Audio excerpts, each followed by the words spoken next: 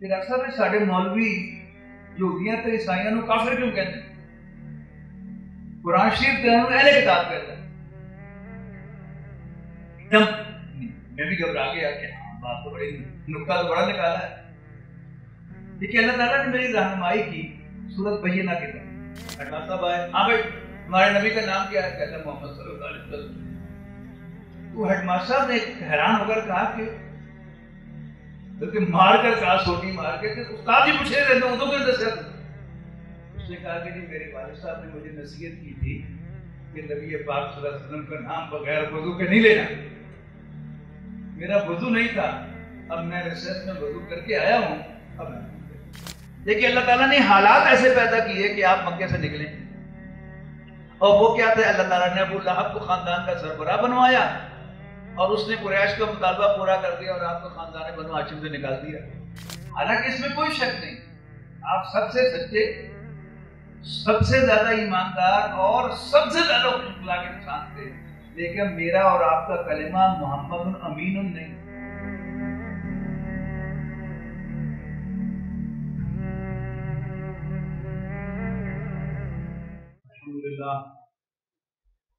الحمد للہ نحمده ونستعینه ونستغفره ونؤمن به ونتوکل علیہ ونعوذ باللہ من شرور انفسنا ومن سیئات اعمالنا من يهده الله فلا مضل له ومن يضلل فلا هادي له ونشهد ان لا اله الا الله وحده لا شريك له ونشهد ان سيدنا محمدا عبده ورسوله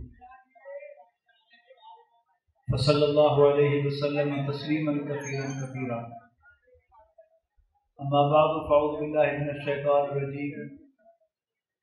بسم اللہ الرحمن الرحیم.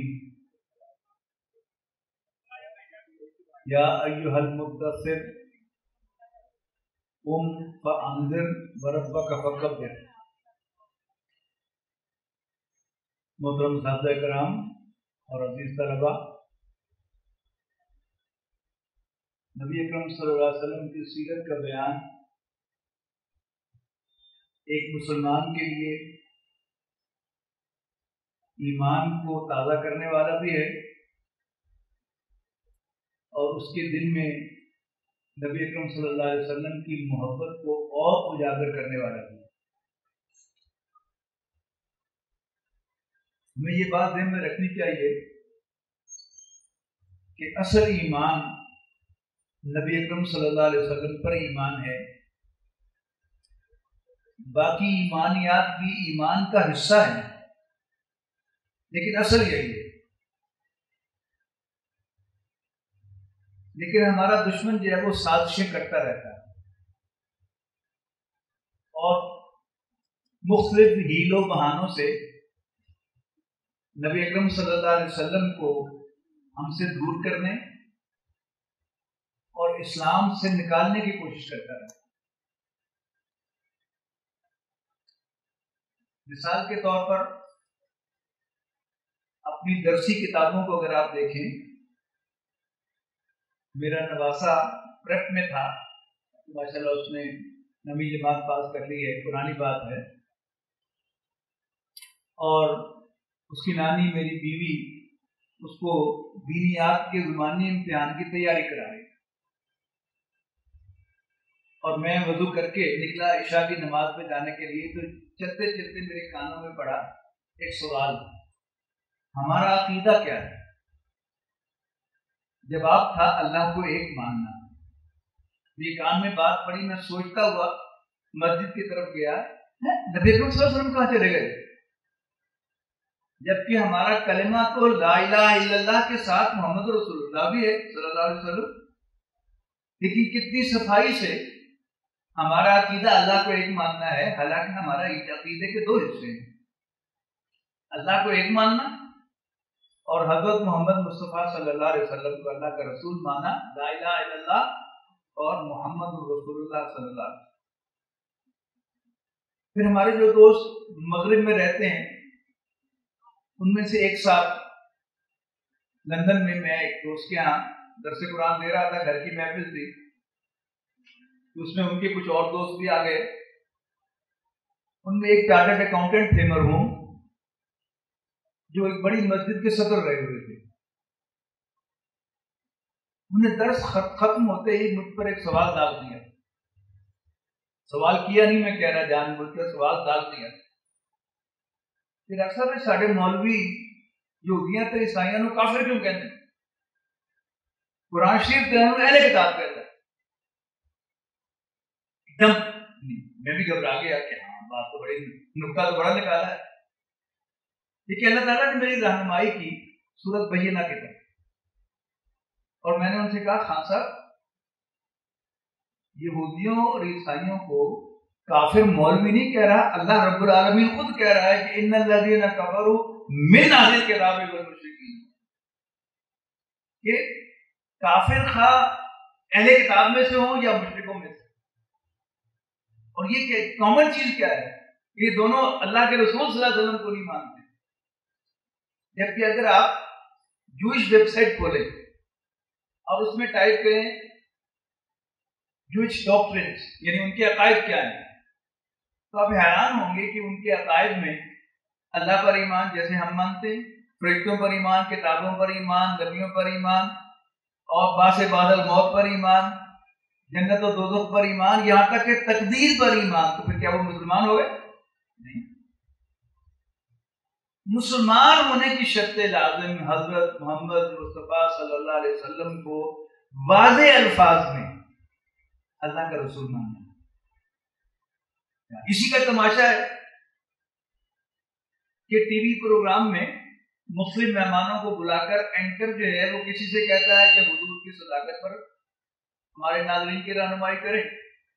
کسی مہمان مقرر کو کہتا ہے کہ آپ حضور صلی اللہ علیہ وسلم کی دیانتداری پر ہمارے ناظرین کی رہنمائی کریں، اور کسی کو کہتا ہے کہ آپ حضور صلی اللہ علیہ وسلم کے اخلاق حمیدہ کے بارے میں ہمارے ناظرین کے سامنے روشنی ڈالیں. آدھے گھنٹے کا پروگرام ہو جاتا ہے، آپ کی سچائی کا تذکرہ بھی ہوتا ہے، آپ کی دیانتداری پر تذکرہ بھی ہوتا ہے، آپ کے اخلاق حمیدہ کی تذکرہ بھی ہوتا ہے، اور آپ بڑے محدود ہو کر اٹھتے ہیں کہ واہ واہ بڑا انفارمیٹو پروگرام تھا، بڑی نئی نئی باتیں پتہ چلی ہیں. آپ کو پتہ چلا کیا ہوا؟ نبی اکرم صلی اللہ علیہ وسلم کا اللہ کے رسول ہونے کی حیثیت سے ذکر نہیں ہوا. حالانکہ اس میں کوئی شک نہیں، آپ سب سے سچے، سب سے زیادہ ایماندار اور سب سے زیادہ خوش اخلاق انسان تھے. لیکن میرا اور آپ کا کلمہ محمد امین نہیں.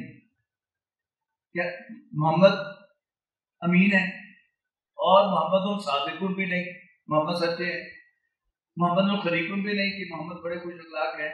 کلمہ کیا ہے؟ محمد رسول اللہ صلی اللہ علیہ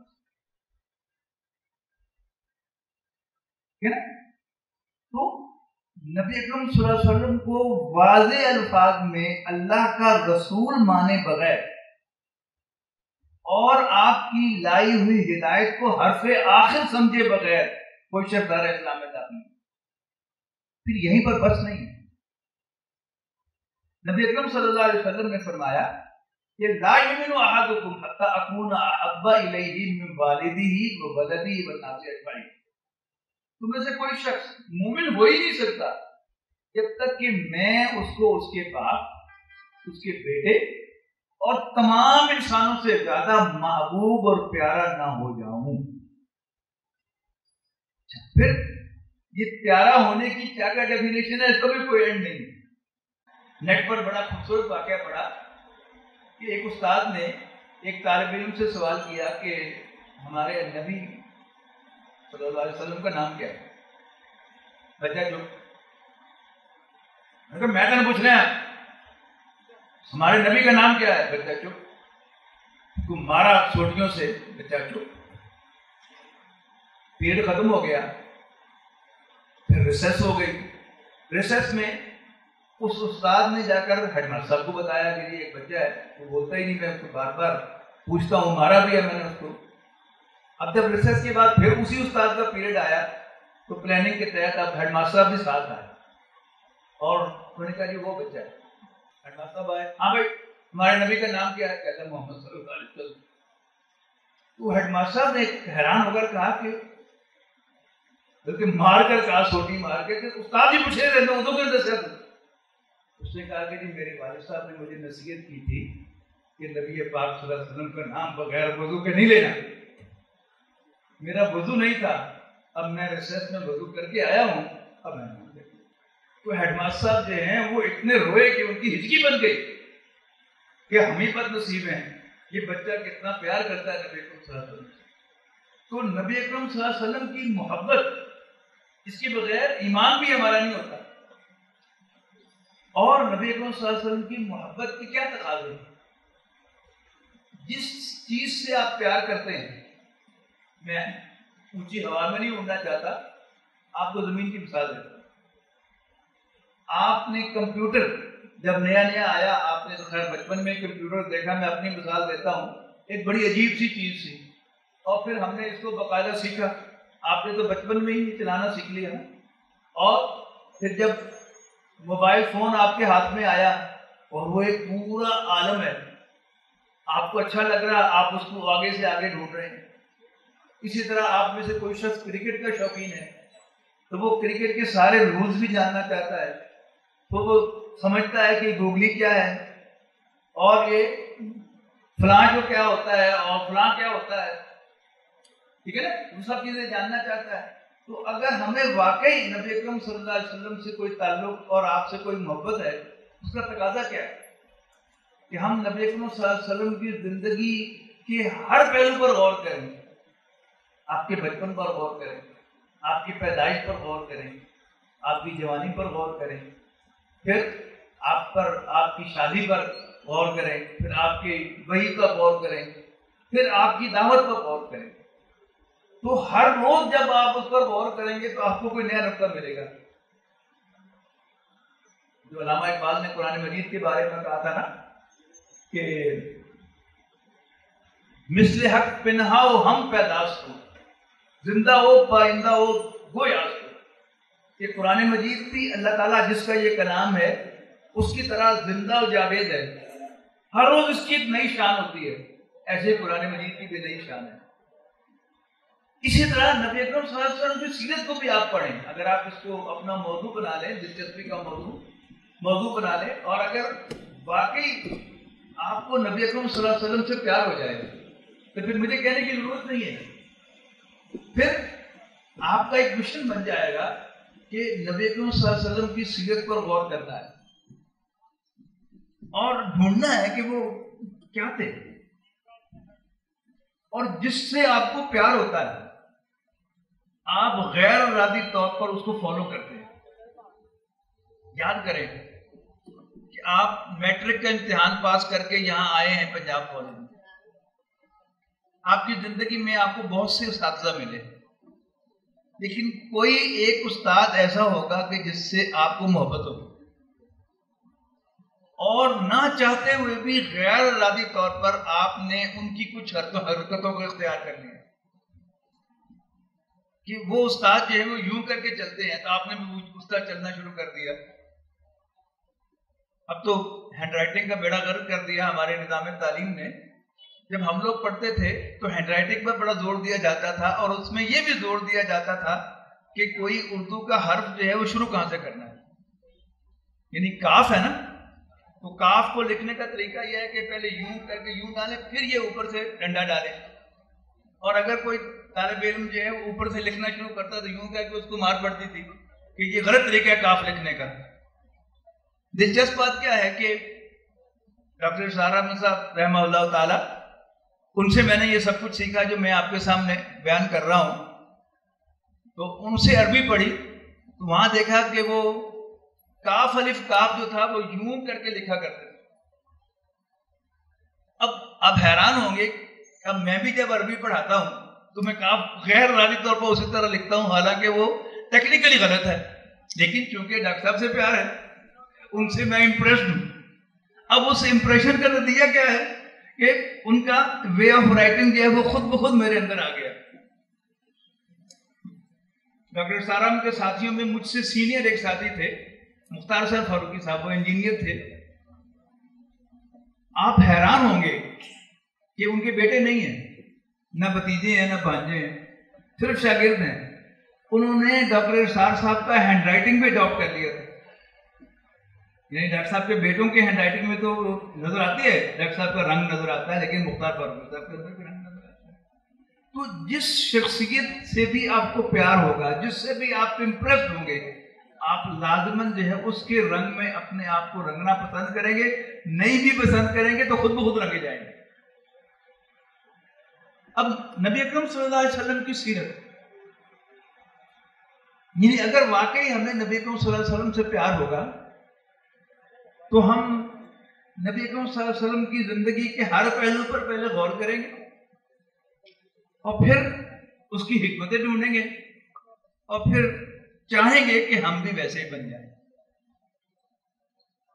نبی اکرم صلی اللہ علیہ وسلم کی سیرت کے بارے میں ایک سبق تو آپ پلے باندھ لیں. صرف آپ کی سیرت ہی میں نہیں، لیکن آپ کی سیرت کے حوالے سے میں خاص طور پر کہتا ہوں کہ اپنے ذہن میں سے ایکسیڈنٹ کا لفظ نکال دیں. کوئی بھی ایکسیڈنٹ یہاں پر واقع نہیں ہوتا. اللہ تعالیٰ کی پلاننگ سے سب کچھ ہوتا. سیرت النبی کو پڑھتے ہوئے یہ یاد رکھیں کہ یہ ہوا نہیں، اللہ نے کیا ہے. سٹارٹ سے شروع ہو جائے. اللہ کے رسول یتیم پیدا نہیں ہوئے، اللہ نے آپ کو یتیم پیدا کیا. 6 سال کی عمر میں آپ کی والدہ فوت نہیں ہو گئی، اللہ تعالیٰ نے آپ کی والدہ کو بلا لیا. 8 سال کی عمر میں دادا فوت نہیں ہو گئے، دادا کو اللہ نے بلا لیا. خاندان کی پروٹیکشن آپ کو حاصل رہی 10 سال تک.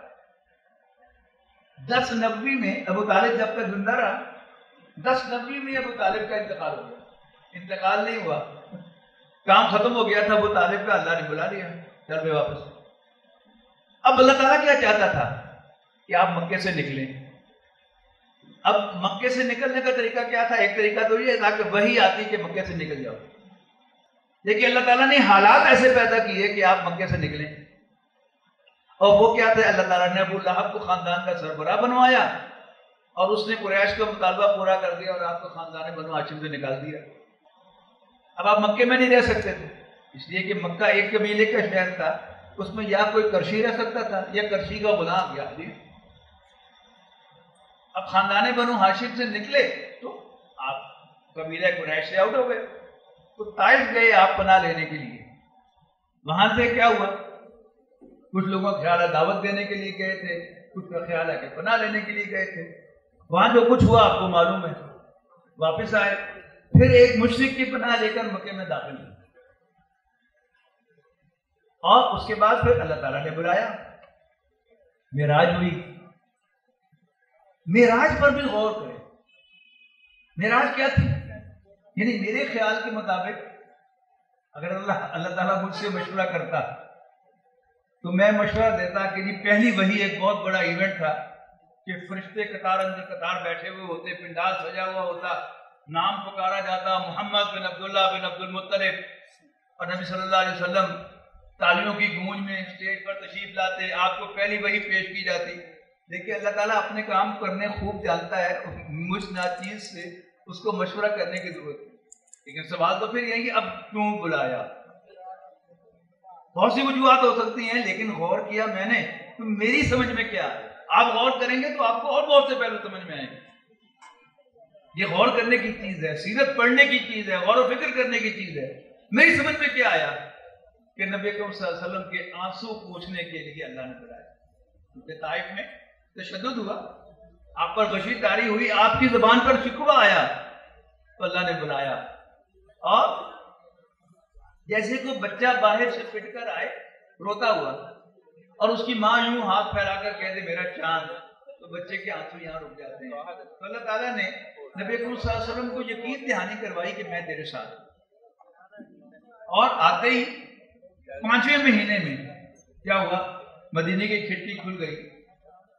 6 افراد یا 5 افراد ایمان لائے.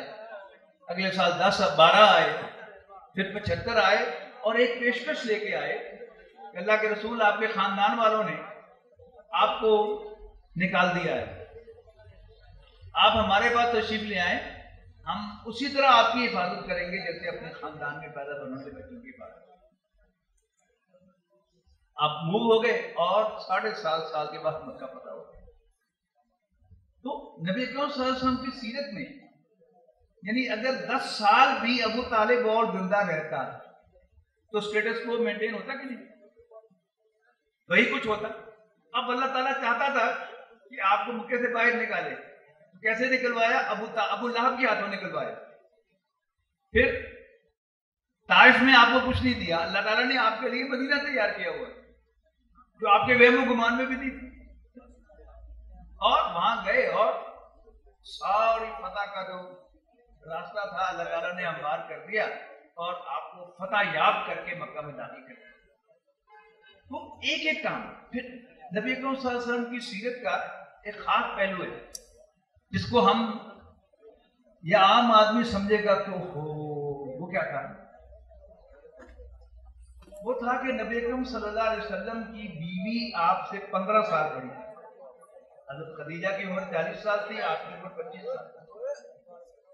ابھی خیال آتا نا تو آپ کی غربت کی وجہ سے آپ کو کوئی جوان بیوی بھی نہیں ملی، اس لیے کہ ایک شریف لڑکا جو عورتوں میں دلچسپی نہیں لیتا، فلرٹنگ نہیں کرتا، جب وہ بڑا ہوتا ہے اس کو شادی کا خیال آتا ہے تو اپنی کزنس کے بارے میں سوچے گا نا، چچا کی بیٹی، بھوبی کی بیٹی، خالہ کی بیٹی، ماموں کی بیٹی، اس لیے کہ وہ بچپن میں ساتھ کھیلی ہوئی. بڑا ہوتا تو شرم و حیا کی طرف وجہ سے ان کو دیکھتا بھی نہیں. تو اس کو کس کا خیال آتا ہے؟ ان میں سے کسی کا خیال آتا ہے کہ اس سے شادی کروں. تو نبی اکرم صلی اللہ علیہ وسلم کے دل میں حضرت ام ہانی رضی اللہ تعالیٰ عنہ کا خیال آیا، حضرت علی کی بڑی بہن، اور ان سے شادی کی خواہش ظاہر کی، لیکن ابو طالب نے رشتہ نہیں دیا. اب یہ کوئی ڈیپریویشن نہیں تھا نبی اکرم صلی اللہ علیہ وسلم کا، یہ اللہ کا احسان تھا. کیوں؟ اللہ تعالیٰ نے خدیجہ بنت خویلد کو 2 دفعہ بیوہ کرا کر تیار کیا ہوا تھا اپنے نبی کی بیوی بنانے کے لیے کہ ایک ٹرینڈ عورت ہو جسے پتا ہو کہ شوہر کی خدمت کیسے کی جاتی ہے، شوہر کا خیال کیسے رکھا جاتا ہے. اور دیکھیے نا، جب آپ پر پہلی وحی آئی ہے تو آپ بڑے پریشان کانپتے ہوئے، زمین ہونی مجھے سردی لگ رہی ہے کہ مجھے کمبل اڑا دو مجھے سردی لگ رہی ہے. خدیجہ نے پوچھا کیا ہوا؟ آپ نے سارا واقعہ بتایا. تو حضرت خدیجہ نے کیا کہا؟ غور کیجیے اس کو، پھر آپ کو اندازہ ہوگا کہ کتنا بڑا احسان تھا اللہ تعالیٰ. حضرت خدیجہ نے کہا کہ آپ غریبوں کے ہمدرد ہیں، آپ یتیموں کے سرپرست ہیں، آپ بھوکوں کو کھانا کھلاتے ہیں، آپ کا رب آپ کو تنہا نہیں چھوڑے گا، فکر نہیں کریں آپ. اب یہاں ہوتی کوئی 30-35 سال کی لڑکی تو حضور صلی اللہ علیہ وسلم تو پریشان تھے ہی تھے، وہ الٹا رونا شروع کر دیتی، پورے محلے کو بلا دیتی. یہ احسان تھا نبی اکرم صلی اللہ علیہ وسلم کا حضرت خدیجہ کو آپ کی بیوی بنا. پھر آگے چلیے کہ نبی اکرم صلی اللہ علیہ وسلم جب مدینے میں تشریف لائے تو وہاں پر آپ نے بڑی اسٹریٹجک انداز سے وہاں کے جو معاملات کو سیٹل کیا. ایک تو مواخات قائم کی مہاجروں اور انصار کے درمیان، یہ آپ نے پڑھا ہوا سیرت میں، اور دوسرا جو یہودی تھے وہاں پر رہنے والے ان کے تمیز 3 قبیلوں کے ساتھ آپ نے معاہدہ کر لیا. یہ بہت بڑا موقع تھا. وہاں کیا ہوا کہ نبی اکرم صلی اللہ علیہ وسلم نے وہاں کے لوگوں سے ملاقاتیں کی، کیونکہ یہ بڑا نیچرل انداز ہے. آپ کے محلے میں کوئی نیا ہمسایہ آئے گا، اچھا شریف آدمی، وہ کیا کرے گا؟ آپ کا دروازہ کھٹکھٹا کر، آپ کی کال بیل بجا کر کہے گا جی میرا نام فلاں ہے، میں آپ کی گلی میں وہ فلاں نکڑ والا مکان میں نے کرائے پہ لیا ہے یا خریدا ہے، میں فلاں کام کرتا ہوں، میرے لیے کوئی خدمت ہو تو مجھے یاد کریں، ہے نا.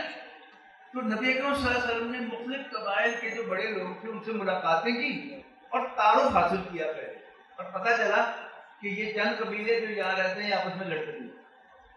تو آپ نے توجہ دلائی کہ تم آپس میں لڑتے کیوں ہو؟ میں نے کہا اپنے حقوق کے لیے.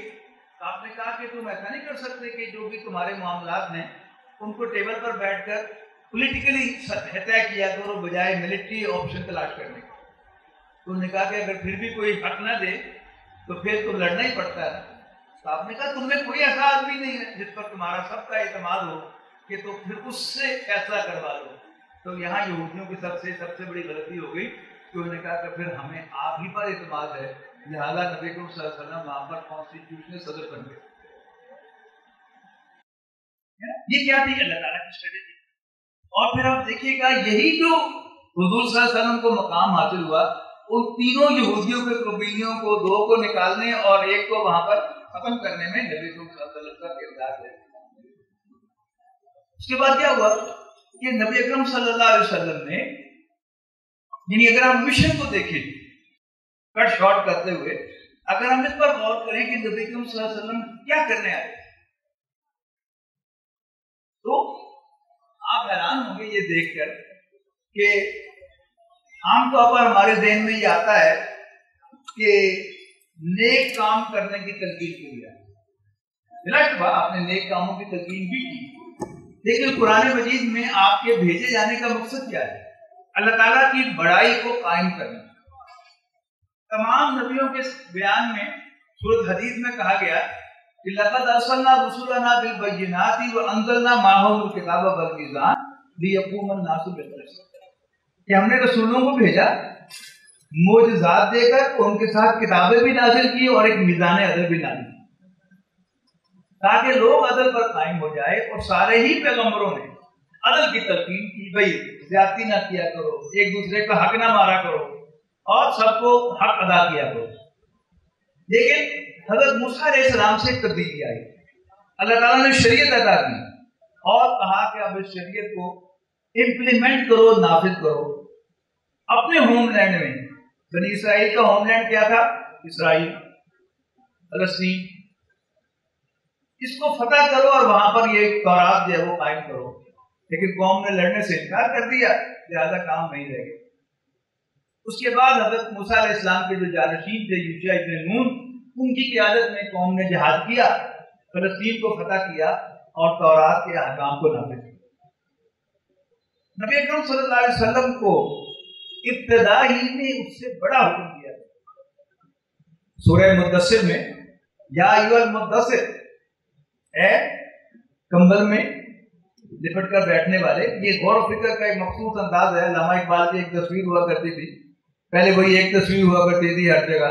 علامہ اقبال وہ کالے رنگ کا کمبل لے کے بیٹھے ہوئے یوں کر کے غور و فکر کرتے. تو یہ غور و فکر کا جسچر ہے کہ اے کمبل لے کر بیٹھنے والے کھڑے ہو جاؤ. نو مور تھنکنگ، ناؤ پریکٹس، عمل. کھڑے ہو جاؤ. بربا کا فکبر قم فانذر، کھڑے ہو جاؤ اور خبردار کرو. بربا کا فکبر، اور اپنے رب کو بڑا کرو. اب حضور صلی اللہ علیہ وسلم کی جو باقی 23 سالہ زندگی ہے وہی کے آغاز کے بعد وہ اسی مشن کے گرد گھوم گئی، لیکن ان کی سٹیجز مختلف ہیں. نبی اکرم صلی اللہ علیہ وسلم پر قرآن مجید نازل ہوتا رہا اور آپ وہ شیئر کرتے رہے مسلمانوں کے ساتھ. یاد رکھیے گا قرآن صرف مسلمانوں کے لیے نازل نہیں ہوا تھا، تمام بڑے نوع انسان کے لیے نازل ہوا تھا. لیکن جو شہید ہوئے تھے، جو تکڑے لوگ تھے کہ جو قریش کا تشدد سہ سکتے تھے، وہ مانتے رہے بٹ بائی بٹ. علامہ اقبال کا شعر یاد آ رہا ہے زمانہ نظم کا، میری سرائی سے قطرہ قطرہ نئے حوادث ٹپک رہے. میں اپنی تسبیح روز و شب کا شمار کرتا ہوں دانا. تو نبی اکرم صلی اللہ علیہ وسلم کے جو ساتھی ہیں وہ بالکل دانا دانا کر کے ابھی نبی اکرم صلی اللہ علیہ وسلم کے ساتھی بنے ہیں. کوئی بڑی جماعت شامل نہیں ہوئی. خوب مدنی زندگی میں آپ دیکھتے ہیں فوج در فوج دین میں داخل ہوتے ہوئے، لیکن مکی زندگی میں کیا ہے؟ دانا دانا. میں اپنی تسبیح روز و شب کا شمار کرتا ہوں دانا دانا. تو نبی اکرم صلی اللہ علیہ وسلم بھی دانا دانا کر کے اپنے ساتھیوں کو اپنی جھولی میں جمع کرتے، اپنی رحمت کے سائے میں لے رہے تھے ایمان والوں کو، اور انہیں قرآن پڑھائے جا رہے تھے. مشن کیا تھا؟ اللہ کے دین کو غالب کرنا، اللہ کو بڑا کرنا. اب دور دور تک اس کے کوئی آثار نہیں. نبی اکرم صلی اللہ علیہ وسلم نوع انسانی کے ذہین ترین فرد تھے بلا شبہ، اور آپ بجا طور پر سمجھتے تھے کہ یہ ایک قبائلی معاشرہ ہے، جب تک قبیلوں کے سردار میرا ساتھ نہیں دیں گے، خاندانوں کے بڑے، اس وقت تک میں کچھ نہیں کر سکتا۔ بڑی دلچسپ بات ہے کہ جب بھی نبی اکرم صلی اللہ علیہ وسلم سوچتے کہ میں سرداروں کو ذرا گھاس واس ڈالوں، ان کو اہمیت دوں، تو یہ خیال شاید بعد میں آتا، قرآن مجید میں آپ کو منع اس سے پہلے کر دیا۔ وقت نہیں ہے کہ میں تفصیل میں جاؤں، لیکن ایک موقع پر کیا ہوا کہ ایک سردار جو تھا وہ خود چل کے آ گیا اور نبی اکرم صلی اللہ علیہ وسلم سے گفتگو کرنے لگا۔ اب ظاہر بات ہے کہ جو بھی ہوتا ہے نا، جس کو ایک خاص مقصد ہوتا ہے اور وہ مقصد پورا ہوتا ہے، وہ نظر آئے تو اس کے منہ میں لڈو پھوٹتے ہیں۔ اب نبی اکرم صلی اللہ علیہ وسلم میں بڑے خوش ہوئے کہ چلو اللہ نے بھیجا تو ہے کوئی۔ اس میں آگے حضور صلی اللہ علیہ وسلم کے ایک نابینا صحابی حضور صلی اللہ علیہ وسلم سے کچھ پوچھنے کی، تو نبی اکرم صلی اللہ علیہ وسلم نے اس کو ڈانٹا بھی نہیں، صرف ناگوار گزرا کہ وقت بدلا دیکھ ہی لوے۔ اللہ تعالیٰ نے اس پر بھی ناراضگی کا اظہار کیا کہ عجیب بات ہے، عبس وتولی ان جاءہ الاعمی وما یدریک لعلہ یزکیٰ او یذکر فتنفعہ الذکریٰ اما من استغنی فانت لہ تصدی۔ جو سننا نہیں چاہتا اس کے پیچھے پڑے ہوئے، واما من جاءک یسعی، اور جو چل کے آیا ہے وہ یخشی، وہ اللہ سے ڈرتا ہے، فانت عنہ تلہی، تم اس سے دور منہ پھیرتے ہو۔ یہ بڑی سخت الفاظ میں کہا گیا۔ یہ کیا تھا؟ یہ پورے قرآن مجید میں کوئی ایک دفعہ نہیں آیا، ایک میں نے ایگزامپل کوٹ کی ہے۔ نبی اکرم صلی اللہ علیہ وسلم کو بڑی سختی سے منع کیا گیا کہ نہ جیسے ہم کہہ رہے ہیں ویسے کرو، اور ہم کیا کہہ رہے ہیں؟ وہ سورۃ قاف کی آخری آیت ہے کہ فذکر بالقرآن من یخاف وعید، جس کے دل میں بھی میری ڈانٹ سے کچھ ڈر آئے، جو میری ڈانٹ سے ڈرتا ہو، اس کو قرآن مجید کے ذریعے سے نصیحت کرتے رہو کرتے رہو کرتے رہو۔ باقی تمہیں فتح یاب کیسے کرنا ہے، تمہیں کامیابی سے ہمکنار کیسے کرنا ہے، یہ ہمارا کام ہے، وہ ہم کرا دیں گے۔ اور اس کے لیے قرآن مجید میں آپ کو بتایا دو پیغمبروں کا ذکر بڑا خاص طور پر کیا گیا، یوسف علیہ السلام اور موسیٰ علیہ السلام، یہ بتانے کے لیے کہ دیکھو یوسف کو اس کے بھائیوں نے کنویں میں پھینکا مگر الانا اس، ہمارا بھی کمال دیکھو کہ ہم نے انہی بھائیوں کو بھکاری بنا کر ان کے سامنے پیش کیا، اور موسیٰ کو مارنے کا پروگرام فرعون نے ان کی پیدائش سے پہلے بنایا۔ ہمارا بھی کمال دیکھو کہ ہم نے موسیٰ کے سامنے علیہ السلام فرعون اور اس کے پورے خاندان اور لشکر کو کر۔ تو یہ کیا تھی؟ حضور صلی اللہ علیہ وسلم کے لیے رہنمائی تھی کہ فکر نہیں کرو، ہم کہاں سے تمہیں کامیابی دلائیں گے، یہ ہمارا کام ہے، وہ ہم پہ چھوڑ دو، ہم جو کہہ رہے ہیں وہ کرتے رہو، do as directed, do as directed. اور وہ کیا ہے؟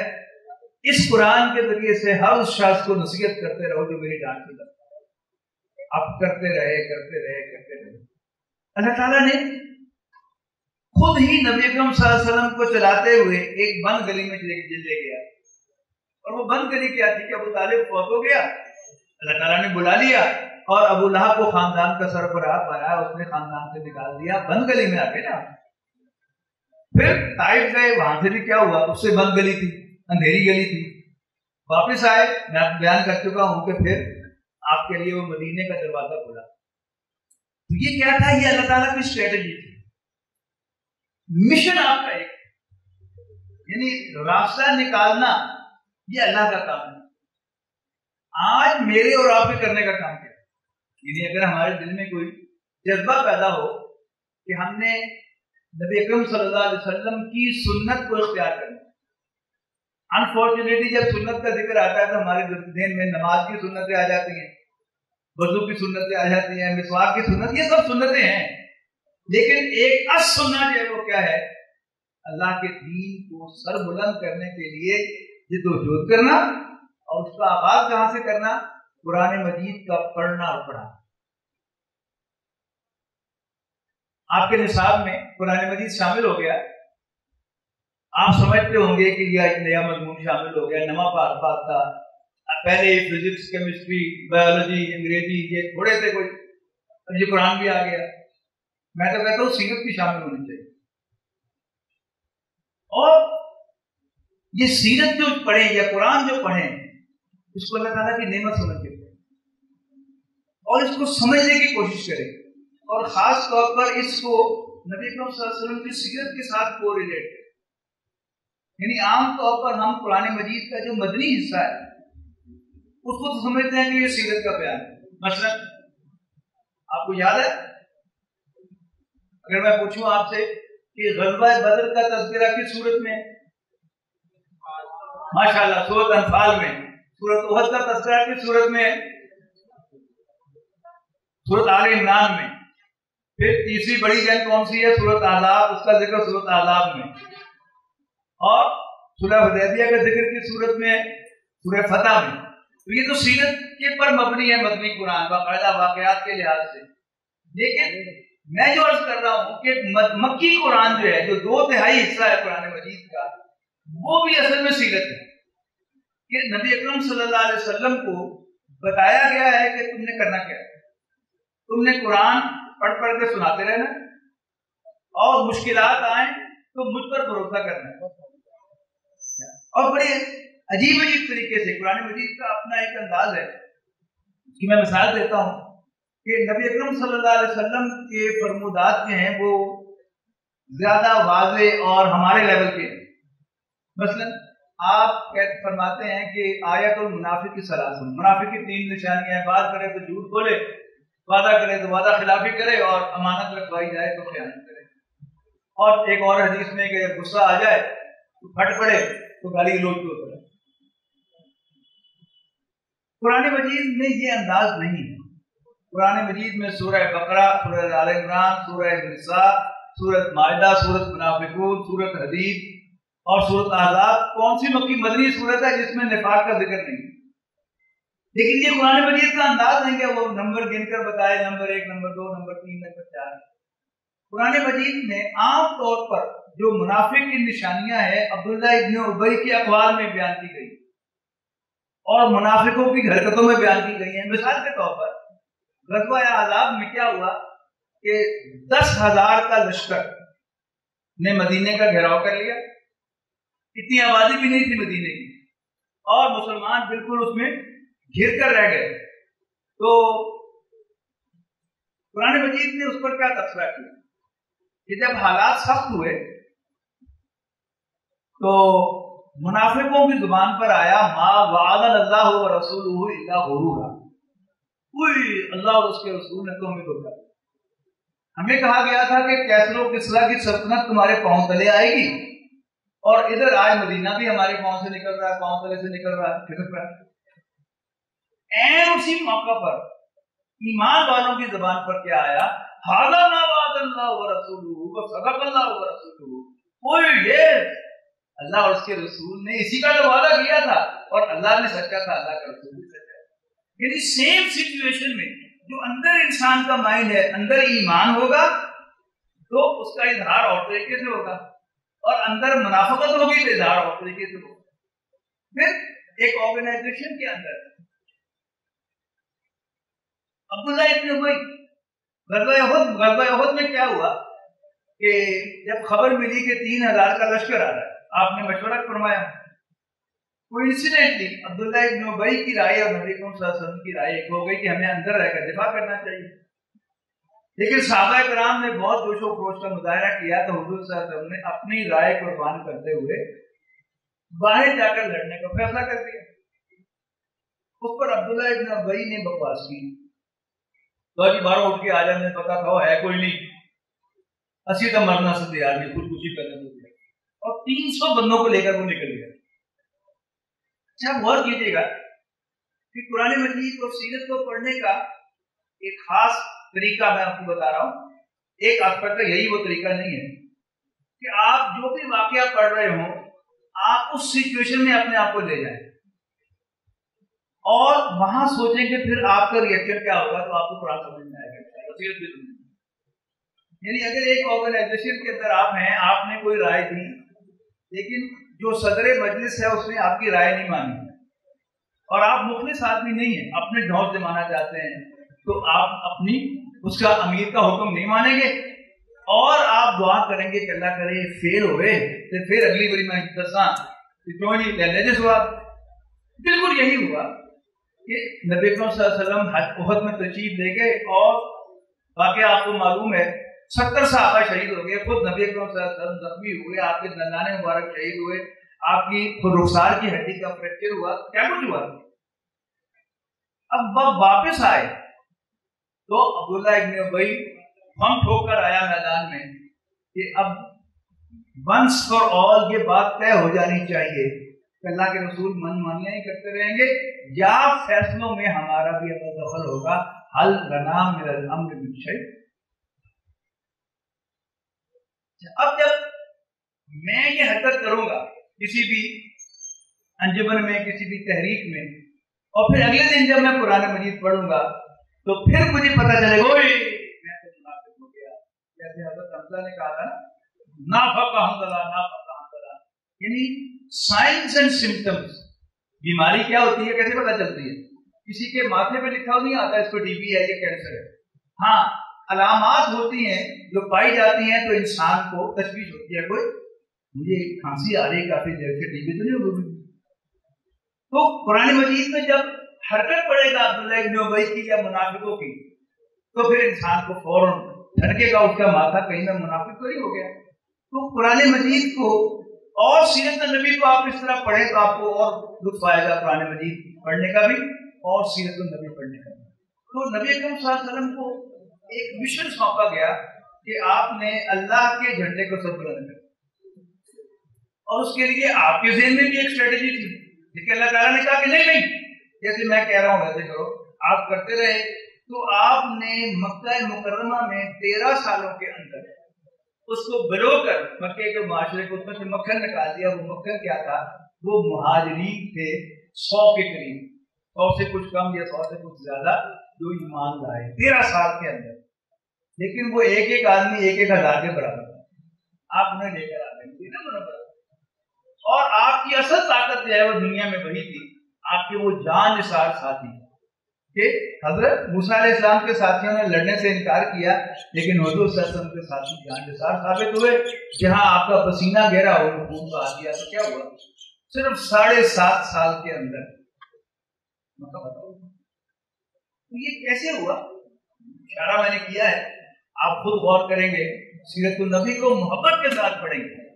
اگر سیرت النبی آپ پڑھیں گے علم حاصل کرنے کے لیے تو شاید آپ کو معلومات حاصل ہو جائیں اور کل آپ کو سیرت النبی میں پی ایچ ڈی مل جائے، لیکن اگر آپ محبت سے پڑھیں گے تو پھر اور ہی ہوگا۔ پھر آپ کے دل میں ہر روز جب آپ سیرت پڑھیں گے تو اور محبت بڑھے گی رسول اللہ صلی اللہ علیہ وسلم کی، اور بڑھے گی اور بڑھے گی۔ اور یہی سرمایہ ہے آج اس دنیا میں سب سے بڑی جو نعمت ہے اللہ تعالیٰ کی، وہ کیا ہے؟ ایمان۔ اور ایمان کا حاصل کیا ہے؟ نبی اکرم صلی اللہ علیہ وسلم کا ایمان۔ اور نبی اکرم صلی اللہ علیہ وسلم کا ایمان کا حاصل کیا ہے؟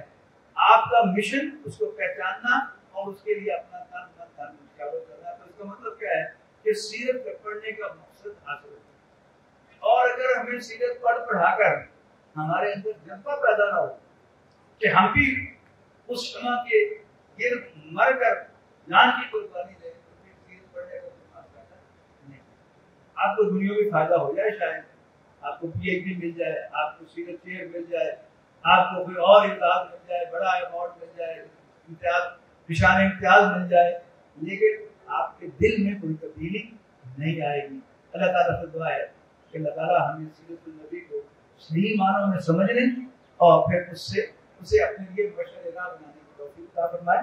آخر دعوانا ان الحمدللہ رب العالمین الحمدللہ رب العالمین والصلاۃ والسلام علی رسول کریم۔